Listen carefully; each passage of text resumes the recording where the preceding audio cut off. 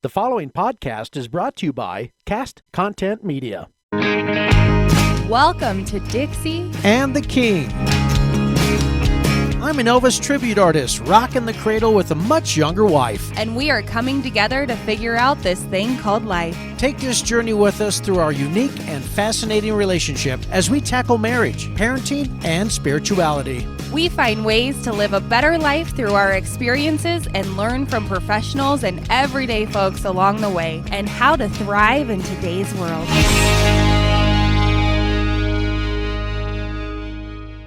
And welcome back to another edition of Dixie and the King. My name is George Gray. My beautiful wife, Dixie. We thank you so much for tuning us in. And we want to also thank castcontentmedia.com. They're the ones that are helping us put this together.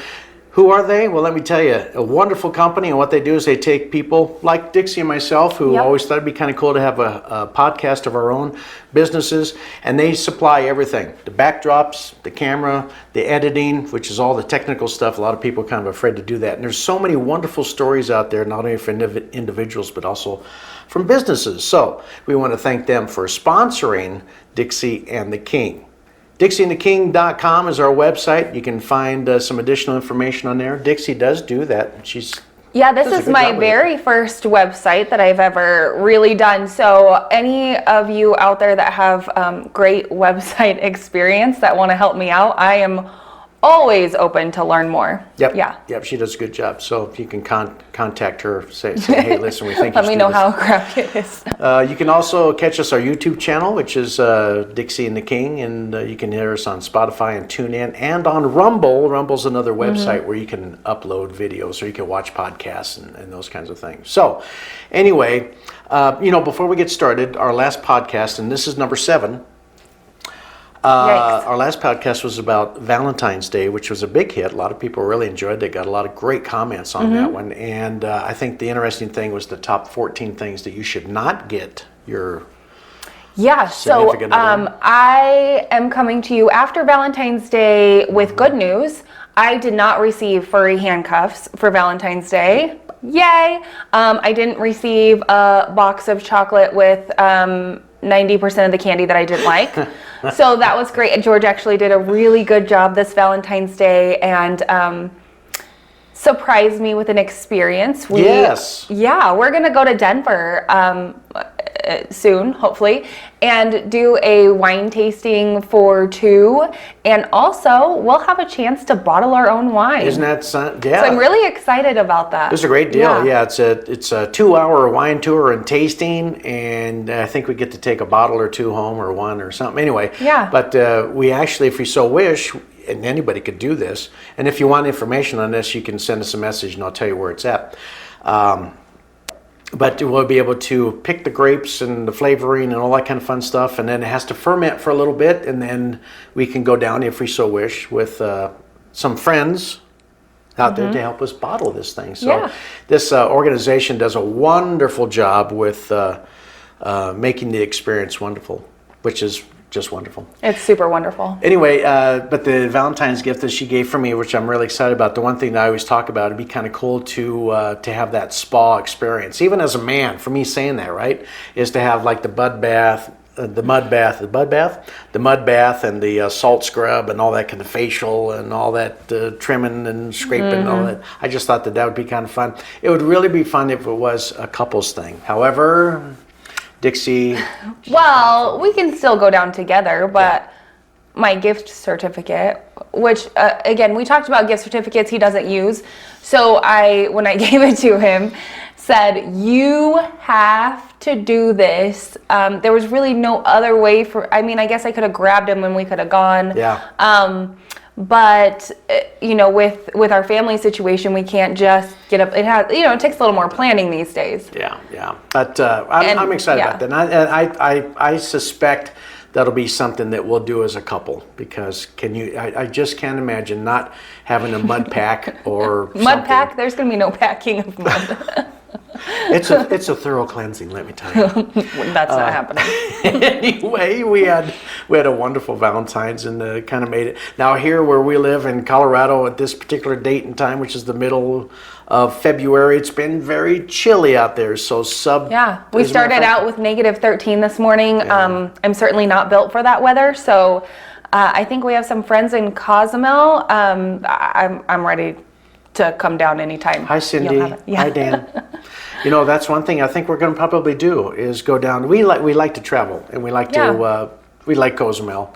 And if you watched our early, I think was it our third podcast? Yeah, I think talked it's about back to 3. our Christmas vacation in Costa Rica, which was amazing, which It we was. would definitely do again. But we might just get down there at some point in time, depending on what the travel restrictions are and all that stuff. Go down there and have them on and do a little podcast about, because they have like a little bed and breakfast type of a place. But anyway, having said all that, thank you once again for joining us. So one thing that we've been asking our viewers and our listeners is, what kind of podcast would you like to see us do? So Dixie actually said, I'm going to turn it over to you. And we turned it over to our listeners, and we got some really great ideas. And so today's podcast is being brought to you by Jenny from Music Depot of Greeley. a local mom and pop business here in Greeley, Colorado, and they do musical instruments. They do guitars and sound systems, and they do repairs and musical instruments, reeds and string. They do it all. They do a wonderful job. So thank you so much, Jenny, for this question, which is... So Jenny wants to know, she says, George, you are a public figure in our community. And everybody knows you, that I can attest to, I think, In a just good about way. everybody. What are the things you love most about that? What are the things you struggle with? And how does it affect your family? Okay, so real quickly, just 2 things, and then we'll break them down, because I wanted to talk about, because when we were first kind of discussing this, I just come up with what are some things I worry about. Okay, but let's just get right into the other. So I started my public career, if you will, being involved with nonprofits, being on the boards of nonprofits, from the Philharmonics to the Woman's Place to, there's been so many of them over the years. And so what that's allowed me to do, and I didn't do that because of the connections and the friendships that you'll develop. Those are pretty much like maybe a benefit of that, or an after part of that. I got involved with those because I wanted to be to make a change and to kind of help guide those organizations. So that kind of got me started. And then I got into radio. I was with a news talk radio station for about 9.5 years. And currently I'm on the radio as well for a wonderful station here in Greeley, Colorado, called Pirate 104.7 FM. And what we do is we play hits from the 50s, 60s, 70s, and 80s. And I'm on the morning show. It's an award-winning morning show. I think we've been voted Greeley's favorite morning show for 9.5 years. And his name is The Big Kahuna, and we have a wonderful time. We do a lot of banter, a lot of it's improv, and we just have a lot of fun, talking about music, talking about our lives and weather and those kinds of things. Yeah, they're really great about just waking you up with a laugh. Starting your day off that way. And you can listen to Pirate 104.7 FM KELS on Simple Radio. You go to Simple or Radio. TuneIn. I listen to you on TuneIn in the mornings. Yeah. So that's kind of how it started, and then the Elvis thing started as more of a joke. And I know over the past podcast we talked a little bit about this, and just briefly, it started out as I did a little community theater. Then we went to a karaoke bar, and I started doing karaoke. I knew the Elvis stuff from my dad's Elvis album collection, and Peter, Paul, and Mary, and Smothers Brothers. And I think it's part of the Smothers Brothers shtick is where I get some of my stuff for the radio. And then I was asked to do it for a nonprofit for hospice, which was amazing opportunity. But it just kind of evolved from that, and now it's to where it's this. It's a big deal. It's a thing. It's a big deal. So the celebrityism actually is, and I always have a problem with the word celebrity, or star, those kinds of things, because I don't see myself as anything different. Through my eyes, I still see myself as George, as just a person in the community. I don't see myself any better than anybody else. As a matter of fact, I put my band on the same level of if you want to say stardom or celebrityism as myself. I might be the focal point, right? But they're the ones that they're the glue to that whole show. I mean, the show would not be what it is No. if it wasn't for the band. Yeah. So, having said that, the things that are fun is meeting people. And I have people come up to me all the time, and particularly if you're going to wear your hair this way, Right. you're going to be noticed. So I've never really had a negative feel about being recognized or people coming up to me.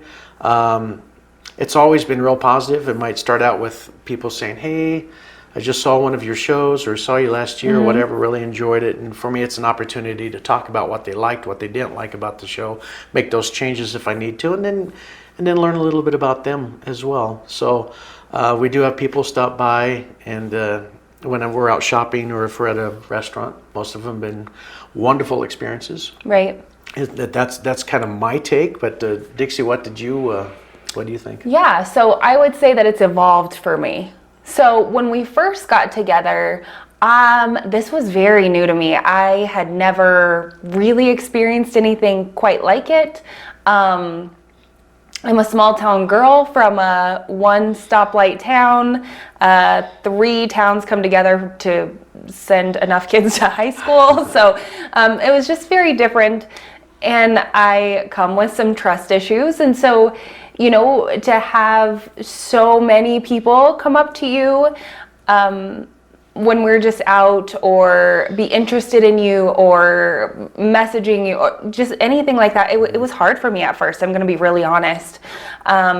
It was very new to me. We couldn't walk into anywhere without him knowing somebody, and I was like, oh, I don't really know what to do with this. Do I stay and talk with him? Do I go onto my table because I don't know them? I didn't know what to do, so it was a little awkward. I will say too, George does MC a lot of events, a lot of profit events, and that was also very intimidating to me. I wouldn't say that I was ever really an introvert, but I had just never been in really large social gatherings such as that, where you have politicians and maybe other very important people in our community. And the interesting thing is they would come up, and a lot of them had very expensive dresses on, and I was moving with basically nothing, starting a new job, starting all over again, and I was shopping at the Ross or wherever I had never had to do this before. And so it was just really intimidating to start out with.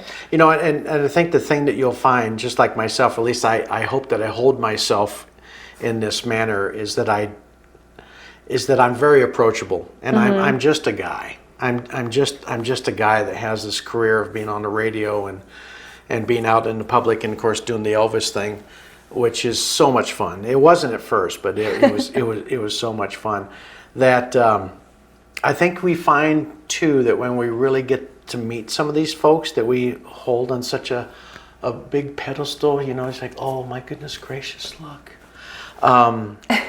If you really get to know them, they're just regular people. Yeah. I mean, we had an opportunity to meet Tony Orlando from Tony Orlando and Don. Yeah, that was a really cool. That's the thing is, even though it was awkward and hard for me at first, I've gotten to meet some really amazing people because George is who he is. So that has been really fun. I think when you look at how does your celebrityism or popularity affect our family, I think that has also evolved because, when George and I first really started dating, and by the time my girls kind of came into the picture, I just remember I'm not one of these people that likes to go into the grocery store and go up and down all the aisles like I'm a he shopper. Is. I'll go up each and every day. I'll even look at cauliflower, and I'm not a cauliflower fan. Although we did have a little piece the other day, and wasn't that bad. Anyway, I digress. We had to lead by example with our kids. I like to go up and down the aisles and just look at stuff. And, here's some chicken bouillon. I haven't had that. And, I might go in there for 2 or 3 items and walk out with a cart full of stuff. Dixie's not that way. As a matter of fact, probably the best thing out of this whole pandemic that's happened is the where you can call in your order and then you drive up. Oh, you save so much money, especially when I don't have to drag him and the kids in the store. But getting back to yes. So I like to go in and say I needed a gallon of milk. And y'all know that the milk is in the back of the store for a reason, because you have to go to the back of the store through all this stuff. And my girls were little, and they had really known George as Elvis because we would go to some of his concerts in the park.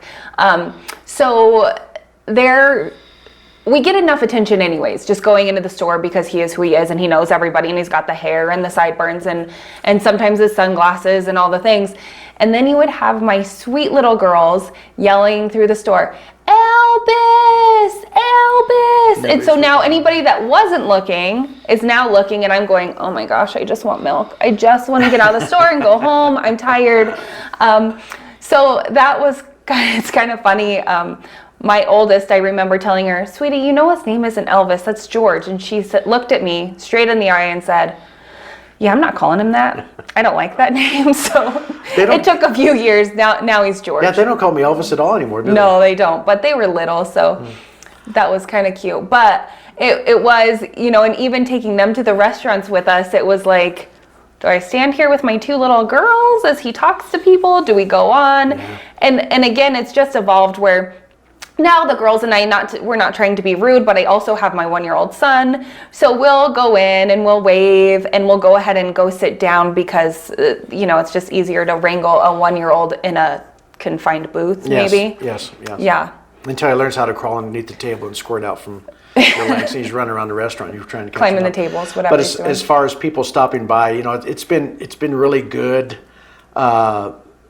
I really haven't had that one situation where you have a crazed fan that is just causing an issue. Everybody's been really, really polite about, and I honestly don't have a problem if somebody's in a restaurant or wherever to come over and say hi. Right. Because I'm very much a people person, so it's not necessarily, sometimes the Elvis stuff or the radio stuff will bring them in to where they ask you about that, but then it's also an opportunity for me to ask them a little bit about themselves and to find, it's always about finding common ground or finding interest, because you never know when your next in this case, when our next podcast is going to, what's going to be the topic, and we can find some amazing people out there. Right.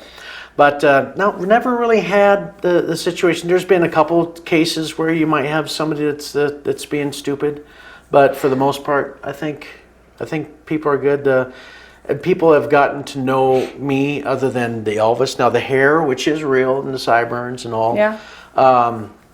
Because that's another podcast that we're going to do. Somebody want to know how I do my hair, and so I think you're going to be surprised on how takes him so long to get ready. Anyway, but we can even go somewhere traveling, and sometimes we traveled clear across the country to Baltimore, Maryland, get off the airplane. And I couldn't believe it. There's somebody across the airport that's yelling, "Hey, George!" And I'm going, really? We cannot even travel across the country without you knowing somebody, or to Mexico. Out of the country. We went to, remember Oregon? Oh. Went to Portland too. We were on the plane up there, and I got off, and George was like, "Hey." That's just how small the world is. But really don't have this celebrityism, if you will. It's I don't know. I think it's a little overblown. I mean, don't get me wrong. I appreciate it and I enjoy it for all the right reasons. But the other aspect that I wanted to talk about too is what does that do for me as just a everyday person that's out shopping and doing whatever, because of the level of notoriety, if you will.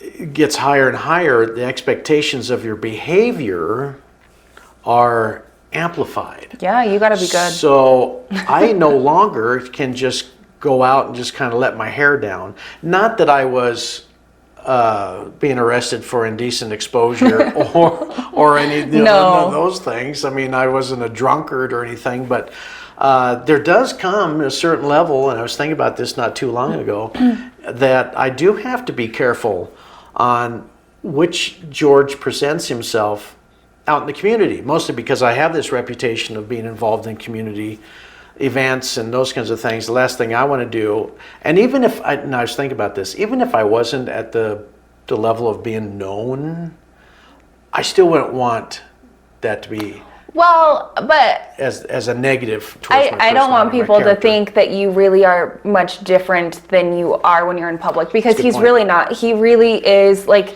the George that you hear on the radio and that you see on here or on stage. He has a great heart. He loves people. You know, he may not have, everybody's got their own political opinion, so maybe his doesn't match yours, but there's so much love in his heart, and I think that's the thing, is we can all find a common ground on what we agree on, and I think, you know, when we get down to it, we all want the same things. We all want the same thing. We all want to raise our families to be healthy and happy. We all want to protect our families. We all might have different ideas on how that happens. Our spirituality is definitely different. I mean, I don't hold anything against somebody that is not a believer. No, he treats everybody agnostic, with respect, and I've never seen him act crazy, whether it's at home or out in public.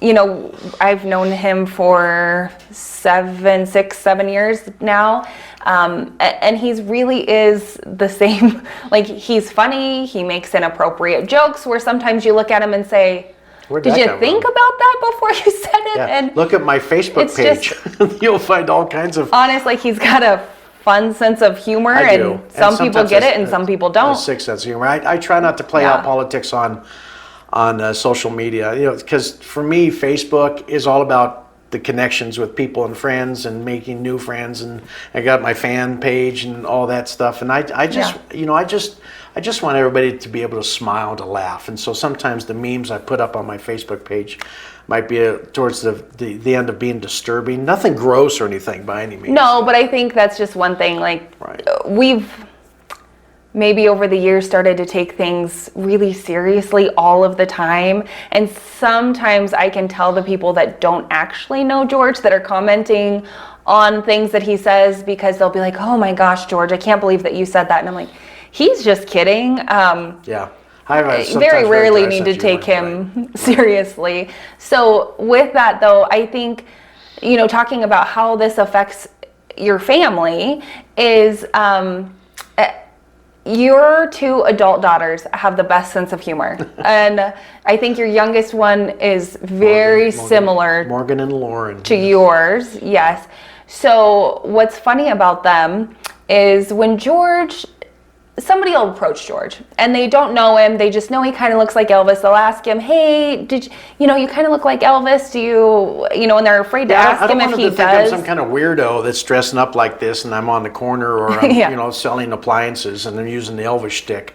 I mean, this is real. I mean, it took me a while to get to this point to where the Elvis tribute stuff is a real thing, and so now I like to protect that by, I guess, sometimes by validating or making it legitimize myself as a real performer. Yeah. So his general speech, if you will, has been, my name is George Gray. I'm an Elvis tribute artist. I have a 16-member band and do big shows. So these girls are hilarious. I think we were in Memphis walking around, and I think we were all a little hesitant about being in Graceland and Memphis Right, with him looking like this? that. Yeah. Because yeah. there are so many folks out there that'll go out there and try to do the caricature of Right. Elvis, which I don't necessarily appreciate. Bless their hearts for keeping the music and spirit alive. I would never look down on somebody that's Right. trying to do the Elvis thing, but you know, some of them can't give it up. Some of them always walk around, thank you very much, doing this all the And time. I'm so thankful he's not that way, because that would irritate me. For them, that's okay. For me, I just No, but so his daughters joked about wanting to get t-shirts made that said, talk to me about my dad. He's an Elvis tribute artist and has a 16-member band and does big it's just so shows. funny.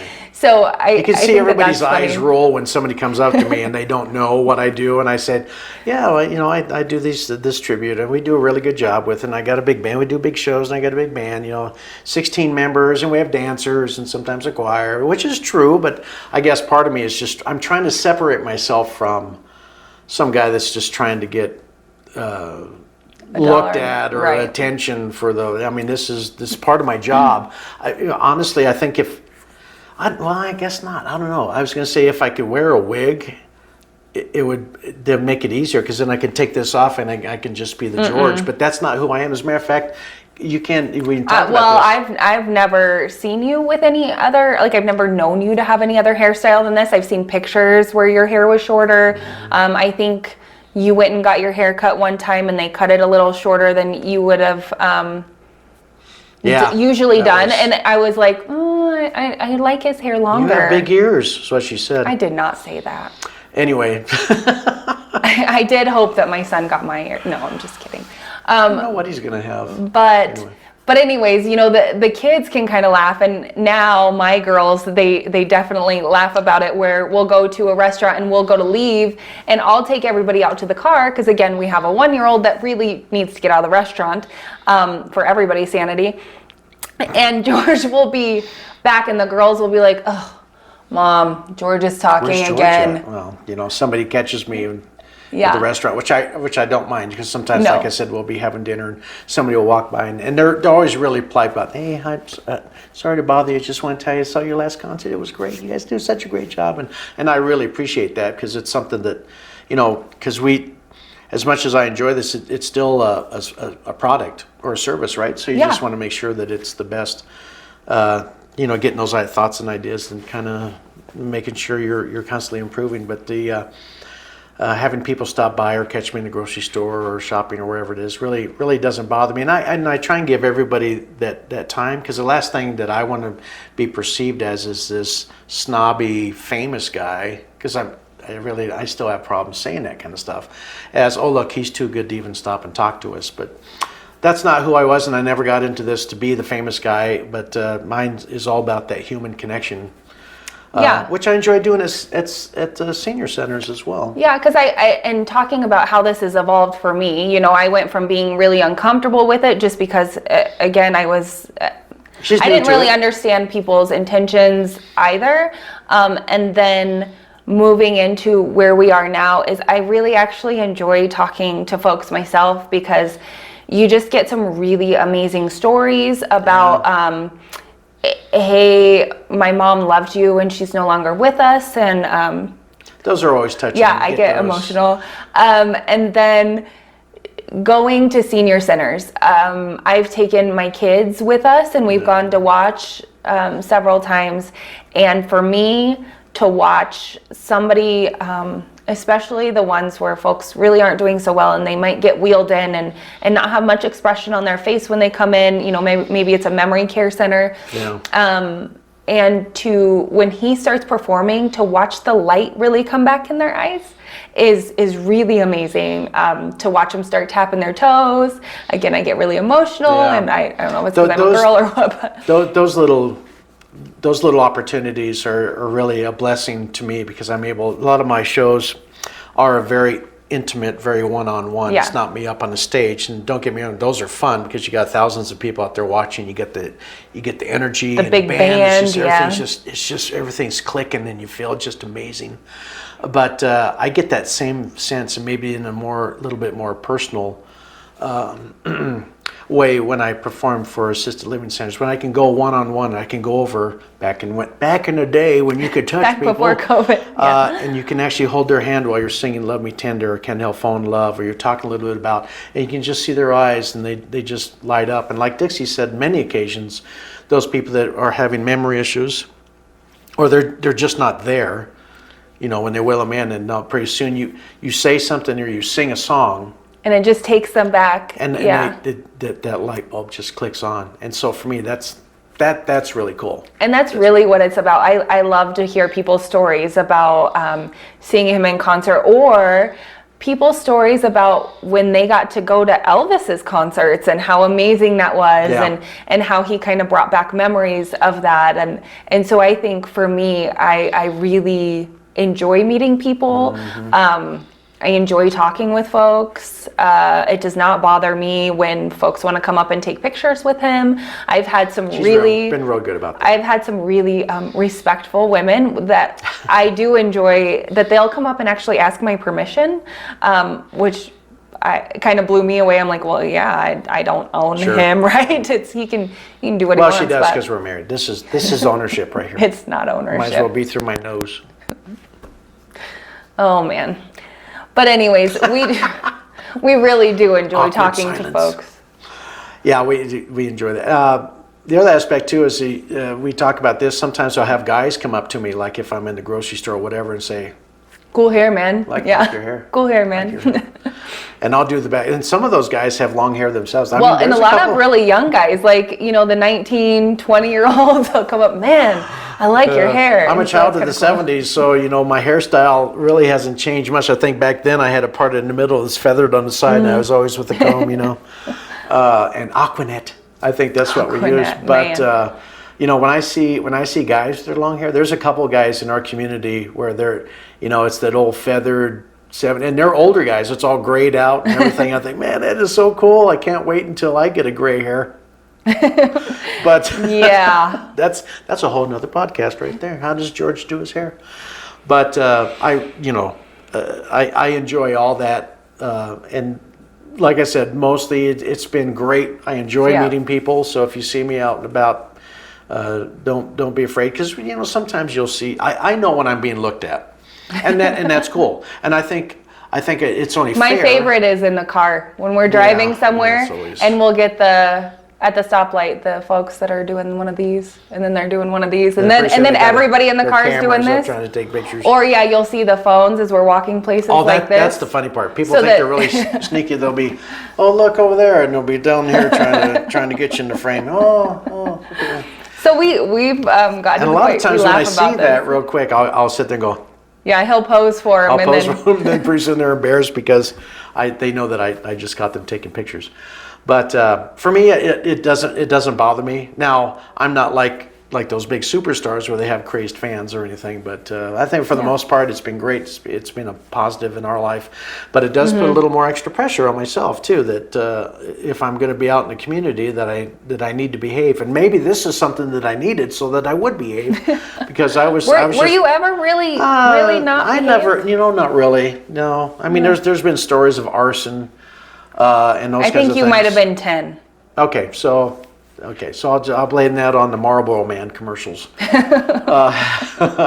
But no, for the most part, I've been. My mom was. My parents actually. His and mom dad is were real good a about saint. Let's making just sure say. that when you're out in the public, people are judging you for the very first time, and so it's no longer a conscious thought, I think. And you No, just get I to think the he's point just where you really gotta- big about making sure, his hair is done and he's dressed nice. And that's always been something that I've been big about with my kids too, is I want to make sure that they're put together before we go Right. out. It's just a thing that I have. And, he's real big. He's not going to run out in his sweats unless, I guess we've gone to the store maybe a handful of times after we've gone to the gym. Maybe, yeah. But even then, he'll go change. I won't. I'm fine with my hair in a ponytail and my workout clothes on and run into the store real Well, quick. see, and but he for won't me, do that. workout clothes shows more of the body than what you probably want people to see. So, I'm always sucking my gut in. And I wear my shirts unbuttoned for a certain reason. That's to keep the eyes up here and not around my gut. That is another comment that we get. I've always been this way. I've never been a tight collar. It's always been a couple. I mean, it's discreet. And as you can tell, I don't have a lot of chest hair, so there isn't anything gross and nasty about that unless you... No, but it is kind of funny because our son now will unzip his pajamas to the point where it's just his little chest is hanging out. So we're like, oh, look, they're twins. Bless his little We heart. just need to Oh get my- him a little TCB necklace and he'll be good to go. I'm so blessed to have such wonderful kids. But anyway, so I hope that answered... Well, one more question. Oh.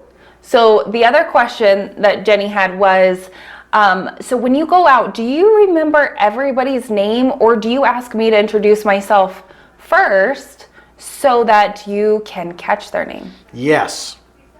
To the second part of that, and that is, I know I meet so many people, and there's a lot that I know faces better than I know names. I'm not a good name guy, so if I don't Right. remember your name, please don't take it. I just don't know.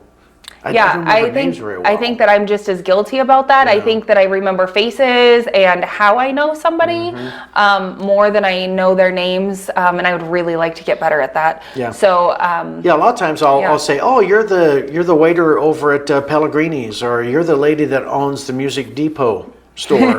Penny? Jenny. Jenny? I knew it was Jenny all along. It was just faking. But what I would prefer to do is when I walk up, and she'll kind of know. And when I see somebody coming towards me, I'll out the side of my lip. Maybe I shouldn't even say this. No, I think that when he gets like a glazed over look and he's like, I know them. I'm trying to picture you where you're at, particularly those people that are outside, like if they wear a uniform or if they're at wherever they work and they're not wearing it and they're out and about. I'm sitting there like a deer in headlights. Like he's like, I know you, but I can't think of what your name figure is. it out. Yeah. So I would prefer her to say, I'm Dixie, I'm his wife, and you are, and then that way we can, then I say, oh yeah, Tim, yeah. Because he does remember people. Yeah. He does remember folks. It's just, names are tough. And a lot of those people that I remember, that I actually run from, are those people that try to get me signed up on multi-level marketing. I will tell you that because this is probably another negative side of being well known, if you will, is that people say, you know what, with all the people that you know, we can make a lot of money. And I'm saying, well, so what do you mean? Yeah. Well, I got this soap or whatever it is. It's like, you know what? Ain't gonna do it. Gonna do it. Because what's gonna happen is being lazy and not following up on that kind of stuff. I might buy into it, but then every phone call or every visit that I'm gonna hide from you, and I just don't work it. And then he'll come home and say, I just did, and I'll be like, what did you just do? Not too many times. I haven't made too many of those things. No, just a couple. And so as far as the. Did I answer the question? I can't remember. Yeah, no, I think you answered. See? Good. His memory is going, it's maybe. Sharp. Oh, the other thing, too, is the celebrityism is people ask me if I get a lot of freebies, if I have to pay full price for things. And for the most part, I typically try and shy away from those, particularly when you're on the radio. Mm-hmm. Hey, listen, will you mention my name at your concert? And I said, why don't you give me some gift cards to give out? That's worth more than just me coming up. There are those circumstances where people will say, "Nah, this is on me." I always feel bad about that, but typically, what I'll do is the money that I was going to spend, I'll take a majority of that and use that as a tip. Right. So I like to pass that forward. Pay it forward. Pay it forward type of a thing. But, yeah. I mean, there's benefits to being well known or a celebrity or whatever. Well, just like we get to meet really cool people. Yeah. I think that's the biggest thing. We really get to meet really cool people. And these podcasts actually help us get to meet some really cool people too, and that's you. Yeah. Though the watcher and the listener, those people that have sent us messages and stuff, man, we'd love to hear from you. So whenever you get an opportunity. Yeah, if there's a topic you want us to tackle, whether it be something about marriage, parenting, I think somebody had a good one about how, because we have an 11-year-old at home now, so middle school. Ew. How do you talk to your kids about drugs and things like that we haven't had to deal with before? And I think we're proactive parents too. I think we really have had a lot of those conversations, but the issue is that I just think that if people want to know more of that stuff, like how do we handle things, maybe do we know an expert in that area that we could bring on? But if you have any of those questions or ideas, we're happy to take them and tackle those subjects. And a lot of times it might be something that we're questioning ourselves. Like we don't have all the answers, and the reason for this podcast is not only to kind of show our life and the intricacies of that, which have all been positive, is to also, we'd like to learn, whether it's through mental health or physical health or spirituality. So if you know. Well, and with as busy as folks are out there, maybe they don't have the time to do the research, or they would just rather have us do it. Right. We're happy to do the research for you and to reach out to those experts. So send us your ideas, your opinions. What would you like to see us do more of, maybe? And you're probably noticing these little mugs. We've been, every now and then, we give some of these away for ideas. If you pick your idea, you get a mug. We might even put this on our website. This is our little logo. Nice cups. They actually turned out really nice. They're really thick, and I kind of like the colored handle and the colored on the inside. But we might put these up on our Facebook page if it's something you might. We're not making money off this thing, but if it's something you want to have, I think they're like $10 or so, and then whatever shipping is. But we'll try and put that up on our Facebook page. There we go. Now you can see it. And on our website, actually. Once again, our website is dixieandtheking.com, YouTube channel. Please subscribe. Yes. Yeah, please Yes. hit that like and then hit that subscribe button. We're eventually going to get to a point to where people that are subscribers will get some additional content and maybe some outtakes. Those will always be kind of funny. Those are the, funny story. We went through this whole podcast just a little bit ago and realized that somebody forgot to hit the record button. So yeah, we might have some. The video was awesome. Was fantastic. You could see us doing all kinds of funny stuff. But this was actually better than the first one, I think. Yeah. But you can also get us on Spotify and TuneIn, and of course Rumble is another area. But I also want to thank Cast Content Media for sponsoring us. And like I said, if you go to that website, you're going to start to see podcasts like ourselves up there. So you can go to one spot and look at some amazing podcasts. They're all working on those. They're out there helping the individual and the business to put podcasts together. Those businesses, they have a lot of content or individuals, but they don't have the tech. They don't have the cameras. What kind of mics do I use? Space, all maybe. The space. Yeah. Or even like in this studio right here, this is one of their studios, and they have a bunch of different backdrops for you. Oh, you mean we're not actually in front of a brick wall?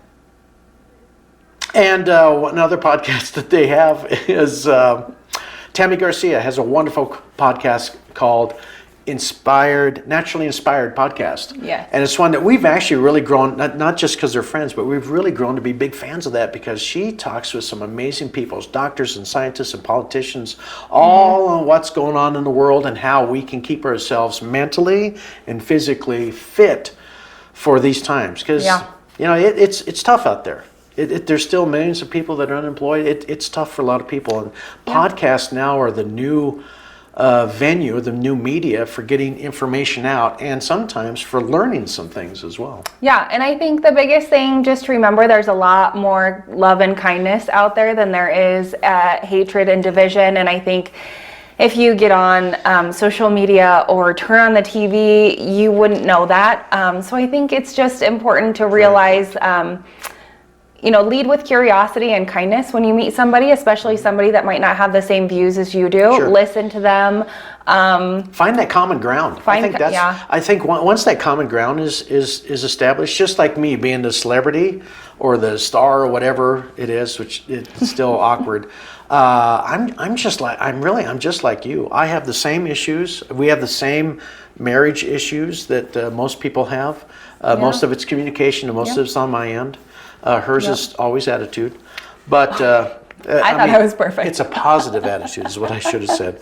But I think once you can establish that common ground with people, just like what I like to do, is I think you'll eventually find out that your expectations or your thoughts or your perceptions of that person come up, and maybe they come down a little bit. So. We're all in this together, We're always going to lean towards our spirituality, our belief in God. There's a lot of people out there that are agnostic and some that are non-believers. You know what? We'd still like to meet you, and we're not gonna try and force ourselves, but we always, we're going to come from the end of it as, this is kind of what we lead our lives in, and you should do the exact same thing. No, I just think that it's important to realize that there is a lot of kindness and love out in the world, and to pull yourselves away from some of the negativity, because you will just feel physically and mentally so much better if you focus on the positive. So much better. Yeah. All right. Well, having said all that, this is podcast number 7. Once again, Cast Content Media. Thank you so much. Tammy Garcia's podcast, Naturally Inspired Podcast. And you can catch us on our website, on our YouTube channel, Spotify, TuneIn, and Rumble. So, having said all that, God bless. Thank you so much. Thank you so much for tuning in to Dixie and the King. We know there are possibly millions of podcasts out there, and we really appreciate you landing on ours. We'd love to hear back from you with suggestions, episode ideas, and possible guests. If you'd like to connect to our guests, we would love to share their contact info with you. Feel free to tell a friend and share our podcast with them. To learn more and watch past podcasts, please visit our website, dixieandtheking.com.